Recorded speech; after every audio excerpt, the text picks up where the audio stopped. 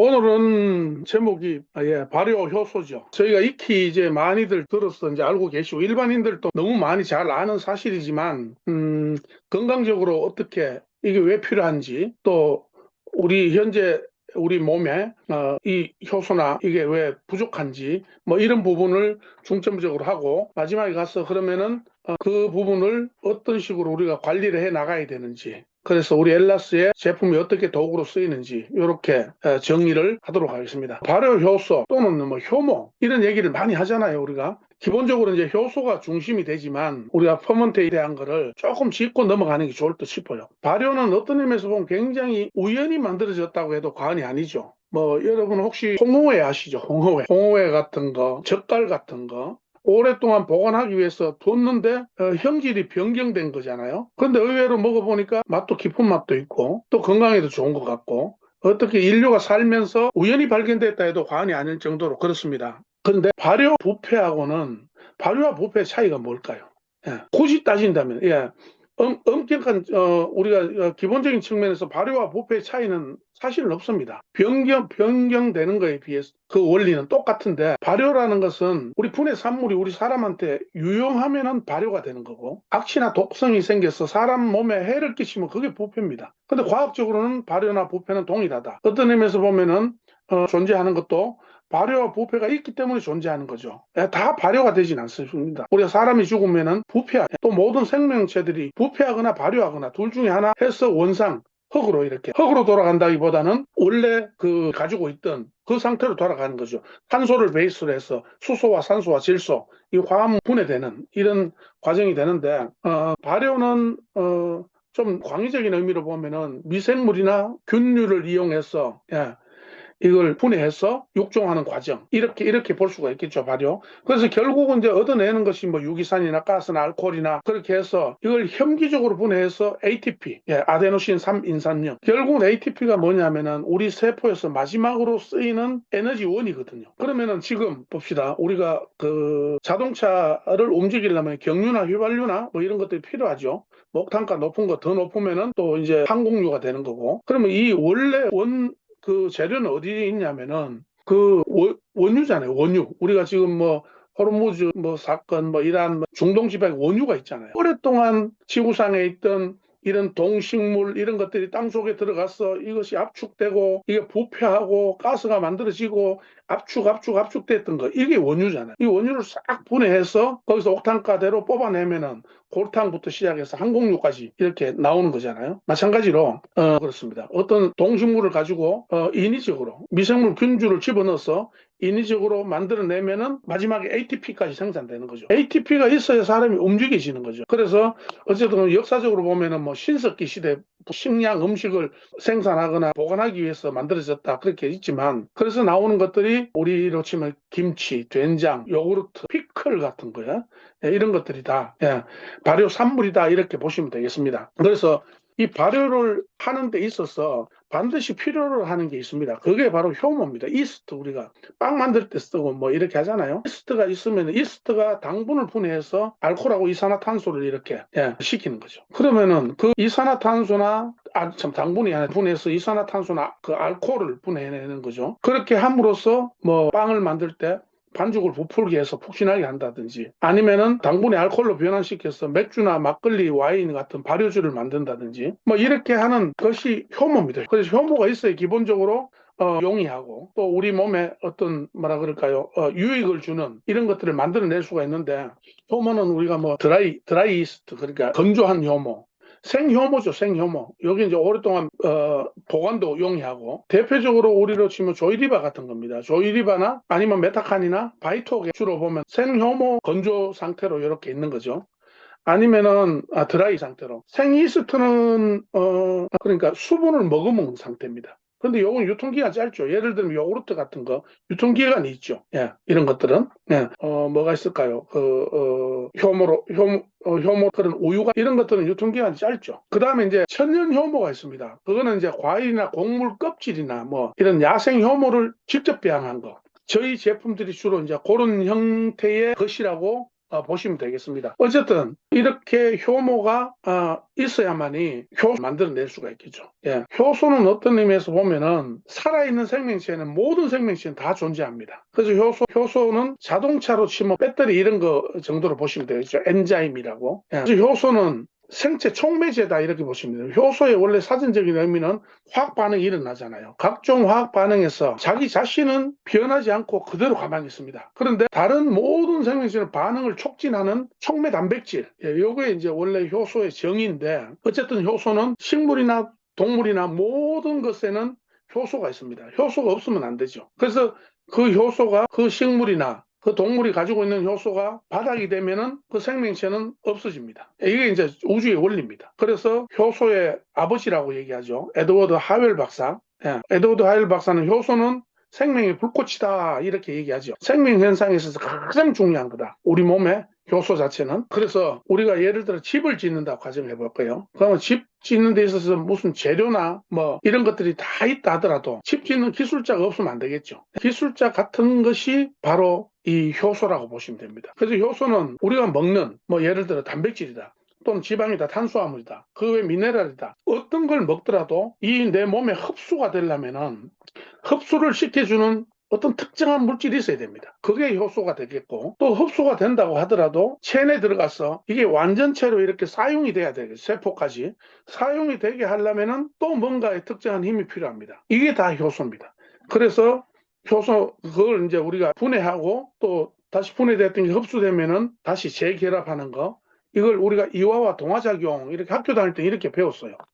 이화와 동화작용 뭐 이렇게 배웠죠. 그래서 우리 몸에는 효소가 늘 상태로든 효소가 늘 필요한데 나이가 들거나 그다음에 어떤 이런 뭐라 그럴까요? 자연 감수죠. 나이가 들거나 아니면 우리가 먹는 먹거리가 과다해지거나 몸에 하는 일이 많아지면은 효소가 부족하게 됩니다. 몸에. 그래서 나이가 들수록 효소는 크게 감소를 하는데, 이제 하웰 박사나 신야 히로미 박사가 낸 병 안 걸리고 오래 사는 법 그 책에도 그 내용들이 나와 있어요. 10대 젊은이에 비해서 80대가 되면은 작게는 2배, 많게는 100까지 부족하다. 이렇게 논문에 나와 있습니다. 그렇게 효소가 몸에서 부족하게 되면 어떤 일이 생기느냐. 몸이 다급해지겠죠. 다급해짐으로써 이제 에너지가 떨어지고, 활동력이 저하되고, 그 다음에 각종 질병으로부터 취약하게 되고, 상태가 된다. 그래서 효소는 어쨌든 우리가 생활하고 이렇게 활동하는 데 있어서는 필수적인 건데, 이 효소가 종류가 있습니다. 체내 효소와 체외 효소 이렇게 나눌 수가 있겠죠. 체내 효소는 우리 몸 속에 있기 때문에 우리가 잠재 효소 이렇게 얘기도 합니다. 체내 효소는 또 2개로 또 나눠집니다. 소화효소, 대사효소. 이것도 잘 아시죠? 소화효소, 대사효소. 체내 효소는 원래 타고 태어나는 거다 이렇게 보시면 돼요. 태어날 때 부모로부터 마치 유전자를 타고 태어나듯이 타고 태어나는 겁니다. 소위 말하면은 종양제다 이런 얘기죠. 총량이 정해져 있다는 거죠. 이런 거 보셨죠? 나 태어날 때부터 소화기가 약해. 태어날 때부터 나 체질이 약해. 뭐 이런 거 많이 들어보셨죠? 그게 무슨 얘기냐면 타고 태어나는 효소가 종량제가 정해져 있다. 쓰레기 종량제처럼 얘기입니다. 그러면은 효소가 적다. 소화효소가 적다. 대사효소가 적다. 그럼 그거 우리 인간의 수명하고 관련이 있느냐? 관련이 없다고 볼 수는 없지만 그렇다고 해서 무조건 수명이 짧은 건 또 아니에요. 왜 그러냐면은 여기서 이제 우리가 주의 깊게 봐야 되고 있습니다. 그게 뭐냐면은 관리입니다. 관리요법. 내 몸을 어떻게 관리하냐에 따라서 그 효소를 오래 사용할 수도 있고 빨리 끝나버릴 수도 있습니다. 소화효소는 돈으로 치면은 뭐라 그럴까요? 우리 적금 통장? 아니라 이 체내 효소는 적금 통장 이렇게 보시면 되겠습니다. 적금 통장 딱 정해져 있죠. 타고난 적금 통장, 소화효소, 대사효소는 적금 통장이다. 그럼 적금 통장 우리가 막 꺼내 써보면 어떻게 됩니까? 나중에 통장에 돈이 없겠죠. 통장이 텅장이 되잖아요. 그렇게 되면 사망한다 이런 얘기입니다. 효소가 몸에서 다 빠져나가는 날, 그러니까 사망한 사람들의 몸에 보면은 효소가 제로라는 거죠. 너무 신기하게. 자연에도 있지만 우리 몸에 타고 태어난 이 체내 효소를 관리를 잘 해야 됩니다. 그런데 이 소화효소는 어디에 사용이 됩니까? 소화하는 데 쓰이겠죠. 당연히. 우리가 뭐 단백질을 먹든 탄수화물을 먹든 지방을 먹든 우리가 먹는 그 상태는 너무 커요. 덩치가. 엄청 큰 겁니다. 소위 말하면 하수도 막히죠. 그럼 그걸 우리 체내로 흡수시키려면 분해를 해줘야 됩니다. 빨개. 잘게 분해를 하는데 우리 몸에 기능을 또 있죠. 잘게 분해하는 기능. 어디입니까? 위죠. 위산에서 잘게 분해를 시키는 겁니다. 그때 쌓이는 펩신이라는 소화효소가 있습니다. 펩신은 잘 아시겠지만은 강산에서 존재하는 단백질 분해 효소죠. 펩신부터 시작해서 여러 가지 이제 효소도 우리 입안에 있는 효소 있죠. 아밀레이스 또는 프로테아제, 리파제, 아밀라제 이런 효소들이 막 나오지 않습니까? 그게 잘게 분해를 함으로써 소장에서 우리 체내로, 인체 내로, 간으로 흡수가 되는 겁니다. 그럼 너무 굵으면 흡수가 안 되니까 그게 잘게 쪼개줘야 흡수가 쭉 되는 겁니다. 그럼 소화효소가 부족하게 되면 어떻게 되겠어요? 이런 것들이 제대로 체내에서 흡수가 안 되겠죠. 그럼 전부 소장이나 대장에서 변이가 일어납니다. 변성이. 그래서 가스가 만들어지고 막 그렇습니다. 그러면서 내 몸은 설상 그 영양분을 다 못 받는 거죠. 그러면은 내 몸에서 판단해 봤을 때 소화효소가 부족해서 영양을 흡수를 못하고 외려 그것이 장에서 이것이 부패를 해서 이 몸에 비상신호가 딱 걸린 겁니다. 그러면은 우리 몸은 신기하게 빨리 소화효소를 만들어라 이렇게 지시를 합니다. 그게 어디입니까? 췌장이에요. 췌장에서 대사효소 있죠. 대사효소가 소화효소로 다 전이가 바뀝니다. 소위 말하면 지금같이 농번기가 되면은 농사 지을 사람이 없잖아요. 그럼 다른 데 인부들을 막 데리고 오죠. 이런 식이죠. 제가 전에도 한 말씀드렸지만 만약에 내가 사는 도시에 불이 났어요. 엄청나게 큰 불. 소방차가 다 왔어. 불을 못 꺼요. 이웃하는 도시에 있는 소방차까지 다 왔습니다. 다 와서 불을 끄고 있는데 그러면은 그때 만약에 다른 도시에 불이 나게 되면 어떻게 됩니까? 난리 나죠. 그런 겁니다. 그렇게 지원군을 청해서 오는 이 대사효소가 소화효소로 가서 소화를 돕습니다. 문제는 그때 대사가 멈추잖아요. 대사를 했던 그 소화효소가 하는 것은 소화를 시켜서 안으로 들어가서 다시 또 이거를 결집시키는 이화와 동화작용을 하는 거지만 대사효소가 하는 일은 많잖아요. 자, 피 만듭니다. 매일같이 피를 만들고 피를 맑게 하고 그 다음에 심장을 움직이고 또 에너지를 몸에서 만들어내고 또 피부, 근육, 뼈 매일같이 만들죠. 세포를. 호르몬을 만듭니다. 각종 호르몬, 신경전달 물질 우리가 알고 있잖아요. 그 다음에 면역을 또 면역 시스템. 그 다음에 몸에 있는 노폐물을 또 바깥으로 빼냅니다. 아침에 자고 일어나서 여러분 눈을 뜨는 눈 껍벅거리는 것부터 시작해서 화장실 가서 양치하고 대소변 보고 씻고 밥 먹고 바깥에 나가고 모든 것이 다 대사효소가 하는 일입니다. 이런 것들이 옛날보다 부자연스럽다는 거죠. 부자연스러운 것을 우리가 대사성 질환, 대사증후군, 메타볼릭 신드롬 이렇게 얘기합니다. 이유가 뭘까요? 나이가 들어서 대사효소가 부족하거나 제의를 하지 않기 때문에 그렇습니다. 그럼 대사효소가 부족한 이유는 너무 많은 걸 먹거나 스트레스를 받거나 과다한 노동을 하거나 하는 것도 있지만 소화효소가 부족해서 소화효소로 급파견을 됐기 때문에 대사효소가 부족한 경우가 많다. 그러면은 이렇게 됐을 때 우리가 어떤 일을 해야 됩니까? 부족한 쪽에 구급차, 소방차가 부족하면은 새로운 소방차를 갖다 넣어줘야 되겠죠. 이것이 바로 체외 효소입니다. 아까 체내 효소는 소화효소와 대사효소, 우리가 잠재효소라고 얘기하고 체외 효소는 식품 효소라고 얘기합니다. 품으로 우리가 보조를 받는다. 아까 말씀드렸죠. 모든 살아있는 생명체는 동식물은 다 효소를 가지고 있다. 그 효소가 바닥이 되면 그 동식물 어떤 동식물도 사망을 하게 되는데 그 동식물이 가지고 있는 효소가 있습니다. 그 효소를 취해서 우리 몸에 맞게끔 우리가 그걸 흡입을 하는 거죠. 그렇게 되면 그것이 우리 몸의 소화를 돕든지 대사를 돕든지. 그래서 우리가 효소식을 많이 먹자. 그렇게 하는 거죠. 자, 그러면 이제 그렇게 먹었던 우리가 이제 그 효소들이 우리 몸에 들어가서 하는 기능이 뭐냐. 아까 제가 피 만들고 근육 만들고 대사효소 그런 것도 하지만 또 몸속에 들어가게 되면 하는 일이 신진대사. 우리가 신진대사가 좋게 한다. 이런 거 하잖아요. 잘 흡수하고 잘 배설하고 잘 먹고 잘 자고 잘 싸게 하는 기본 구도가 효소입니다. 그다음에 우리 몸은 스스로 치유를 하죠. 자는 동안 질병을 치유하죠. 자연치유, 오토파지, 이런 거 많이 하잖아요. 자연치유하는 것이 또 효소입니다. 그 다음에 몸속에 독소가 생기겠죠. 그러면 땀이나 소변이나 대변이나 우리가 림프를 통해서나 침이나 가래나 이런 것을 통해서 배출시키죠. 유해물질을 배출시키는 거 전부 효소의 능력입니다.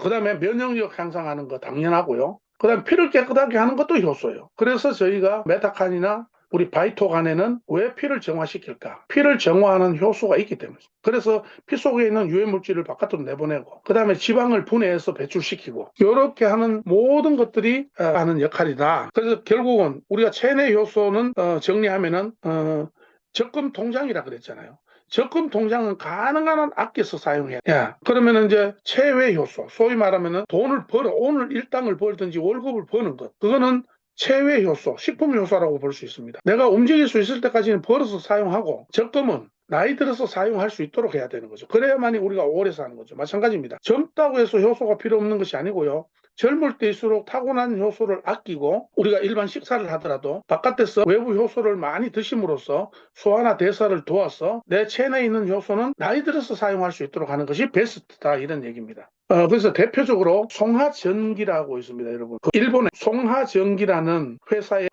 오너가 원래 체질은 너무 약해서 소화도 잘 안 되고 뭐 그렇게 했었는데 야마시다. 그랬는데 어쨌든 그걸 알고 효소식만 한 겁니다. 일본에도 우리 청국장 뭐 된장이 있듯이 일본 낫또 있잖아요. 낫또를 그냥 십생활처럼 한 거죠. 그래서 90까지 장수를 했던 그런 경험 있잖아요. 그래서 이건 이제 여러 가지 그 사례에서 많이 있습니다. 효소식을 했을 때 장수하고 오랫동안 대사가 좋고 건강하고 뭐 이런 것들은 여러 사례들이 굉장히 많은데 어쨌든 굳이 따지고 보면 주성분이 뭐냐면 효소도 단백질입니다. 단백질이기 때문에 단백질은 변이가 잘 일어나죠. 근데 효소는 변이가 안 일어나요. 그러면 그 효소가 변이가 안 일어나게 하는 것이 아까 발효 이렇게 얘기했잖아요. 발효를 시킨. 그런데 이 효소는 기질적으로 좀 특이성을 가지고 있어요. 소위 말하면 열쇠와 자물쇠 원리라고 보시면 됩니다. 효소로 만드는 이 효소는 그 효소 안에 보면 활성 부위가 있어요. 그래서 이게 이 구조로 돼 있는데 이거는 딱 맞는 특정 반응물에만 기질적으로 이 결합을 하게 돼 있다. 그래서 예를 들면은 아밀레이스는 녹말만 분해합니다. 여러분 우리 프로테아제, 리파제는 지방만 분해하잖아요. 이렇게 단백질만 분해하잖아요. 아밀라제는 탄수화물만 분해하잖아요. 이런 식으로 되어 있다는 거죠. 그래서 우리가 다양한 요소가 필요한 겁니다. 그래서 보면 우리가 메타칸, 바이토간에도 다양한 요소가 있고 그 다음에 재밌는 거는 우리 자연의 힘이나 그다음에 조이리바에도 보면은 356종의 뭐 미생물 뭐 이렇게 얘기하잖아요. 왜 그런 게 필요하냐면 사용처가 다 다르기 때문에 그렇습니다. 우리가 벽을 지을 때는 벽돌이 필요하고 문을 만들 때는 나무 목재가 필요하고 뭐 이렇게 하잖아요. 그런 것처럼 그렇게 하기 때문에 기술적으로 좀 특이성을 가지고 있다, 효소는. 그리고 효소는 또 일부 재사용도 가능합니다. 작은 양으로도 많은 기질을 반복해서 처리를 하고 또 어떤 데는 늘어나기도 합니다. 그래서 자연의 힘이 옛날에 폭발했잖아요. 폭발했고 이런 기질적인 특성을 가지고 있다 보시면 되고 그럼 그런 효소가 몸에서 아까 말씀드린 대로 많이 먹고 했을 때 부족한 소화효소가 될 수가 있고 뭐 이렇게 말씀드렸는데 우리가 생활 속에서 효소가 많이 부족해질까? 모든 사람들은 들면은 효소가 줄어듭니다. 이유가 뭐냐면은 요것을 이제 설명드리기 전에요. 우리가 화식을 하잖아요. 화식 익혀서 먹잖아요. 요것이 이제 가장 큰 문제가 되는 거예요. 모든 식물이나 동물에는 효소가 있습니다. 몸 안에. 그런데 이게 닿아서 40도가 넘어가면은 효소가 사멸이 됩니다. 그럼 만약에 우리가 돼지고기를 먹는다 가정해 볼게요. 생고기를 그냥 먹으면 어떻게 되겠습니까? 잘 소화됩니다. 왜 그러냐면은 생고기 안에 효소가 있기 때문에. 그 다음에 뭐 야채나 이런 것도 마찬가지입니다. 날 걸로 먹는다. 그러면은 굳이 다른 플러스 요인의 효소 없어도 몸 안에서 자연적으로 그 자체적으로 소화 효소가 다 있다. 이렇게 보시면 되는데 어쨌든 우리는 인간은 화식을 하게 돼 있죠. 화식을 하면서 부족할 수밖에 그런 특징을 가지고 있는데 그래서 파괴되는 소위 말하면 감소되는 원인이 여기 보면 4가지 정도로 있잖아요. 자, 첫 번째 자체가 우리 몸에서 활동할 수 있는 균형이 깨진 겁니다. 효소는 몸 안에 있어요. 근데 얘가 활동할 수 없도록 딱 만들어 환경을. 그게 뭐냐면 첫 번째가 pH입니다. 적당한 pH. 몸이 산성화돼봐 이런 거 들어보셨죠? 피가 산성화됐다. 산성화되면 어떻게 되죠? 모든 것이 산화되죠. 부패되거나 이렇게 되는 겁니다. 몸의 pH가 우리가 7.44입니다. 약 알칼리입니다. 우리 몸은 약 알칼리의 성질을 가지고 있는데 이게 만약에 pH가 한 7 이하로 떨어졌다. 산성화됐다. 그러면은 급격히 효소가 균형이 깨져서 활동을 안 합니다. 언제 그럴까요? 과다한 식사를 했을 때, 스트레스를 과다하게 받았을 때, 또는 잠을 못 잤을 때, 뭐 이럴 때가 이제 pH 깨지는 거죠. 그 다음에 이제 습도입니다. 습도. 깨진 두 번째 이유가 습도인데 습도도 굉장히 효소가 감소되는 것 중에 하나입니다. 습도가 이거 가만히 보세요. 습도 우리가 여름에 습하면 짜증스럽죠. 습도가 그리고 움직이기가 싫어요. 우리가 덥거나 추울 때도 움직이기 싫죠. 왜냐하면 효소는 27도에서 37도 사이에 가장 활성화되거든요. 그래서 체내 37도를 넘어서게끔 바깥에 온도가 높다 또는 날씨가 너무 춥다. 그럼 움츠러들고 움직이기 싫고 너무 더워도 사람이 활동하기 싫어집니다. 왜냐하면 효소가 움직이려고 하지 않기 때문에. 마찬가지로 습도가 높아서도 그런 현상이 생긴다는 거죠. 그러면은 나는 습하다 이런 분들이 있잖아요. 몸 안에 습도가 높은 거죠. 몸이 습하면은 효소가 자연 감소합니다. 그래서 습을 빼줘야 된다 이런 얘기죠. 이런 분들은 효소를 채워주는 것보다 습을 빨리 빼줘야 된다. pH가 높은 분들은 메타칸을 뭐 좀 복용을 해서 산도를 쭉 올려야 된다. 약알칼리로 뭐 이런 거죠. 예. 그다음에 단백질인데 단백질이 부족해도 효소가 부족할 수 있어요. 왜냐하면은 우리가 음식 효소 중에 효소도 있지만 단백질이 또 효소를 만들기도 하거든요. 그다음에 단백질이 효소를 기능을 보호를 합니다. 그래서 주 단백질도 필요하고.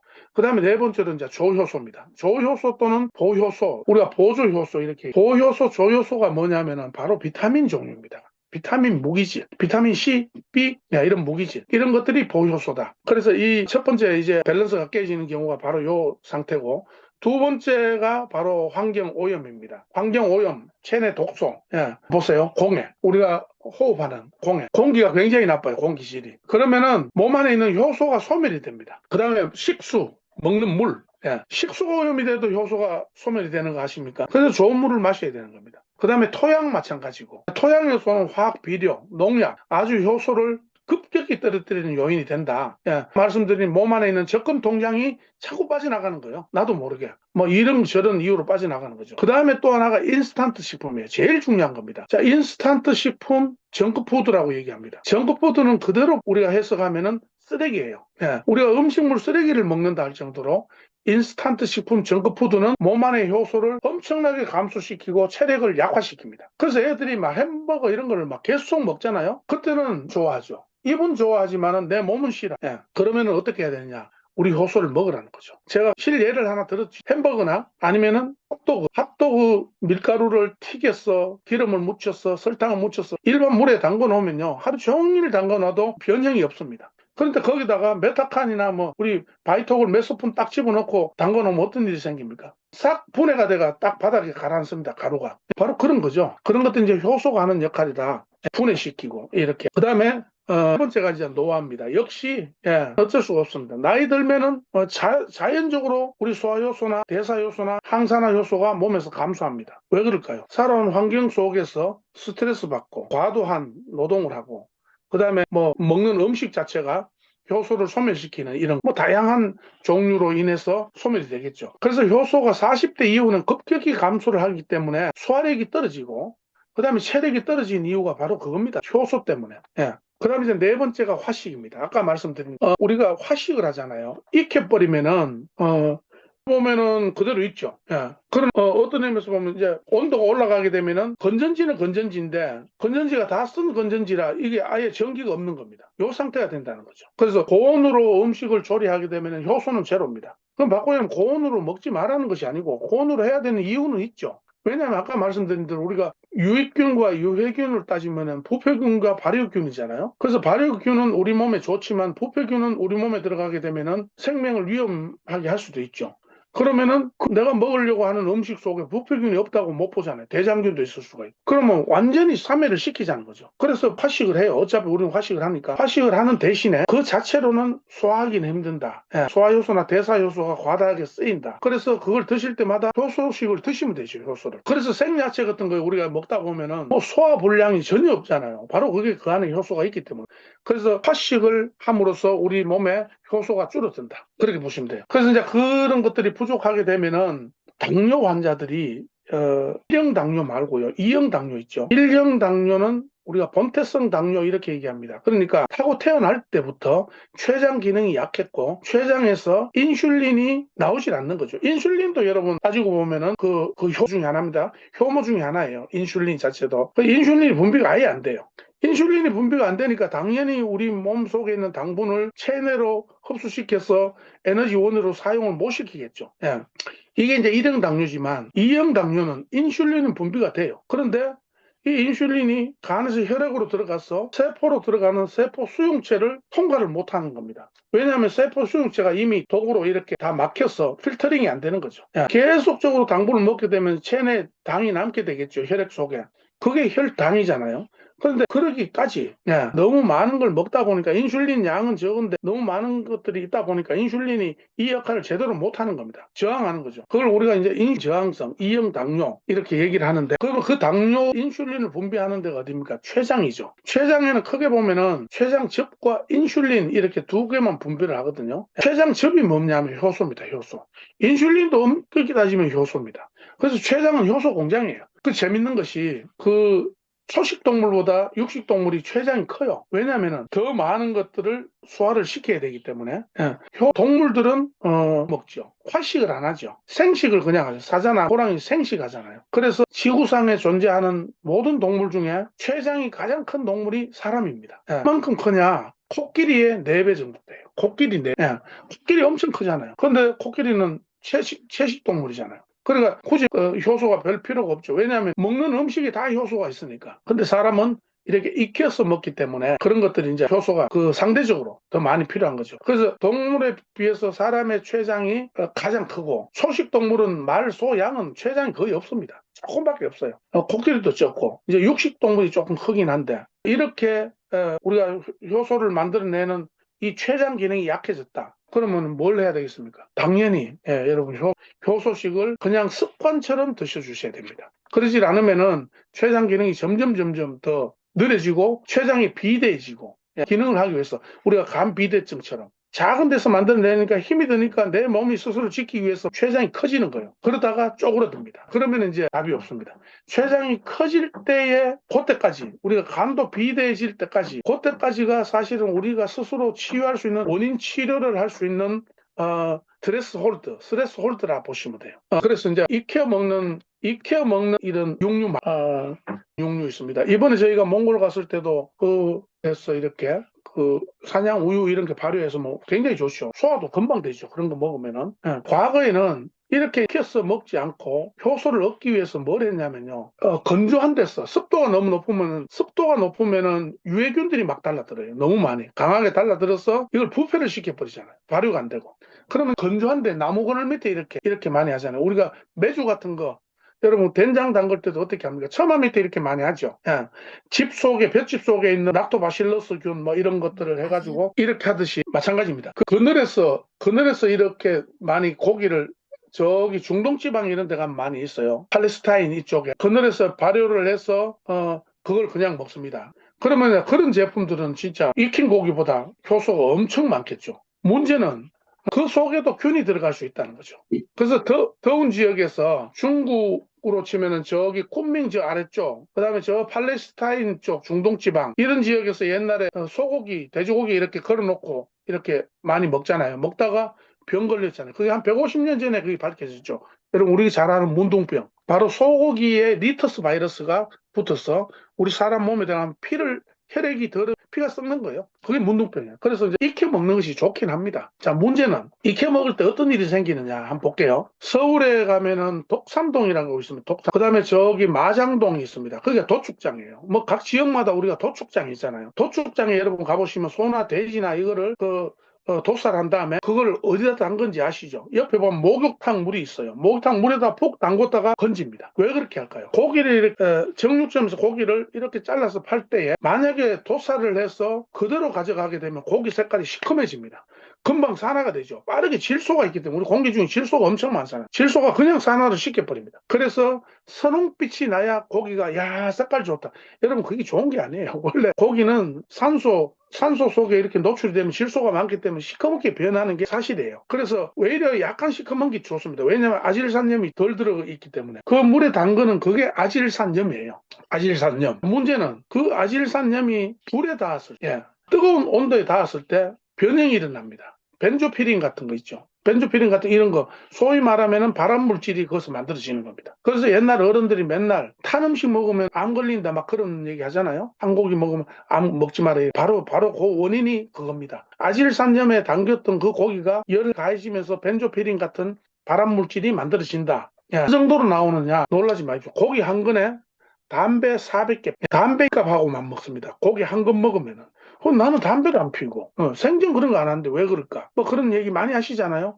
바로 우리가 먹는 음식물이 바로 그런 상태가 된다. 예, 그렇게 보시면 돼요. 자, 진짜 결론적으로. 그러면은, 말씀드린 대로 우리가 이렇게 활동하고 소화시키고 피를 만들어내고 그다음에 이렇게 뭐 머리도 쓰고 여러 가지 인간의 기본 활동을 하기 위해서는 효소가 필요합니다. 체내에 두 가지 소화효소, 체내에 있는 대사효소 이런 것들이 신진대사를 좋게 하는데 우리가 지금 처해 있는 환경이나 먹는 음식이나 먹거리나 그다음에 이렇게 생활하면서 받는 스트레스나 그다음에 감수적으로 이렇게 나이가 들거나 하게 되면은 몸에는 무조건 효소가 부족하게 됩니다. 그래서 우리가 체외 효소 소위 말해서 음식 효소를 먹어야 되는 시대입니다. 현대인들은. 그래 100세 시대에 우리 몸에 있는 효소뿐만 아니고 외부 효소를 통해서 우리가 건강을 유지할 수 있다. 그 다음에 너무 많잖아요. 우리 몸 염증 반응을 일으키는 비소나 나비나 수은이나 정금속, 뭐 농약, 뭐 이게 생선 속에도 있고 먹는 야채 또는 뭐 갖가지 이런 육류 모두에 호르몬 파괴를 하고 효소를 파괴할 수 있는 요소들이 너무 많다. 그러면 그걸 우리가 유지를 하기 위해서 또는 보충을 하기 위해서 어떤 일을 해야 되느냐. 효소식을 그냥 하셔야 돼요. 그래서 매일 아침 공복에 우리가 먹는 메타칸, 토탈 밸런스 뭐 그걸 타드시는 것도 효소를 보충하는 거고 그 다음에 조이리바 너무 좋죠. 356종의 미생물을 통해서 몸 안에 가서 또 얘들이 또 활동을 합니다. 자기 자신은 가만히 있으면서 각종 화학 반응에서 촉매를 일으키는 촉매 단백질이라고 얘기했잖아요. 여기 보면 35가지 곡물이 있죠. 그 곡물 효소가 다 틀립니다. 얘들은 특이성을 가지고 있기 때문에 그 지역에서만 일을 하거든요. 대사효소는 자기가 이 일도 하고 저 일도 하지만 소화효소는 특히나 그렇습니다. 그래서 이걸 먹으면 소화 잘 되는데 저걸 먹으면 소화 안 되고 그런 거 많이 보시죠. 사람들마다. 나는 저것만 먹으면 몸에 이상이 있어. 그거는 그쪽 효소가 부족하기 때문에. 그래서 이렇게 한 번에 모든 효소를 드실 수 있도록 만드는 조이리바.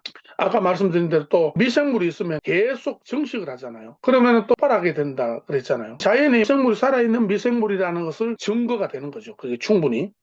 그 다음에 각종 저희가 가지고 있는 단백질도 마찬가지로 효소가 있습니다. 기본적으로는 3대 소화효소, 리파제, 프로테아제, 아밀라제라는 효소가 있고 체내에 가서 활동할 수 있도록 우리 대사 효소를 기능을 돕는 그런 효소도 있고 궁극적으로는 우리는 화식을 하고 하기 때문에 이런 효소들이 반드시 필요하다. 그 효소는 어떻게 먹느냐? 어떤 사람은 그래요. 이거 언제까지 먹어야 되냐고 자꾸 말씀을 하시는데 좀 곤란하더라고요. 물론 이제 우리가 뭐 돈이라는 게 들어가기 때문에 그럴 수는 있지만 어떤 의미에서 보면은 사람은 죽을 때까지 효소식을 하는 것이 가장 좋습니다. 심지어 탈모가 되는 것도 여러분 효소의 영향이 크다는 걸 아시죠? 또 암은 항암 치료가 끝이 아니고 내 몸에서 암세포를 완전히 사멸하고 암세포가 증식하지 못하도록 딱 만드는 환경. 그것도 전부 우리가 효소가 하는 일이라 그랬잖아요. 그래서 효소가 부족했을 때 우리 몸에 반대되는 안 좋은 것들이 더 많이 증식을 해서 몸을 지옥으로 만드는 겁니다. 그래서 천국을 만드느냐 지옥을 만드느냐 우리가 죽었으면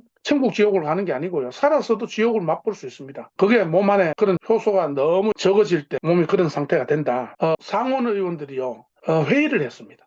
그래서 원래 취지는 뭐였느냐. 현대인들이 그냥 아주 많이 과용하고 오용하는 약입니다. 약. 항생제, 제산제, 뭐 같은 또 이런 우리 소염제, 진통제 엄청나게 먹잖아요. 그것이 몸 안에 들어가면 효소를 과다하게 파괴를 시킵니다. 그래서 그걸 먹지 말자 이 취지입니다. 그런데 그렇게 하게 되면 어떻게 되겠습니까? 제약회사에서 난리 납니다. 사실은 뭐 우리나라 마찬가지고 모든 나라들이 제약회사 파워 엄청나잖아요. 그 의원들 몇 명씩 데리고 있잖아요. 근데 그 사람들이 제산제 먹지 마라, 소화제 먹지 마라, 진통제 먹지 마라, 항생제 먹지 마라 그러면 난리 나죠. 그래서 머리를 썼습니다. 그래서 만든 슬로건이 뭐냐? 100년 전 이전 식사법으로 돌아가라. 이게 결론입니다. 그게 뭘까요? 미국 사람들도 과거에 발효 음식, 효소 이렇게 먹었고요. 중동 사람들도 그렇게 먹고 흑인들도 심지어 아프리카에도 그렇게 효소를 먹고 뭐 우리 동남아시아 말할 것도 없습니다. 우리는 김치, 일본의納豆뭐 이런 것들 이 전부 효소입니다. 이게 100년 전 식사법이라는 거죠. 바꿔 얘기하면은 100년 전 식사법 이꼴 효소입니다.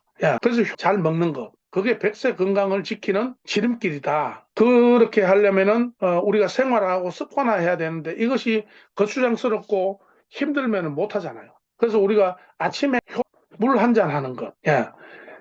그것부터 시작했어. 단백질 하나 먹는 것. 또는 간 청소할 때.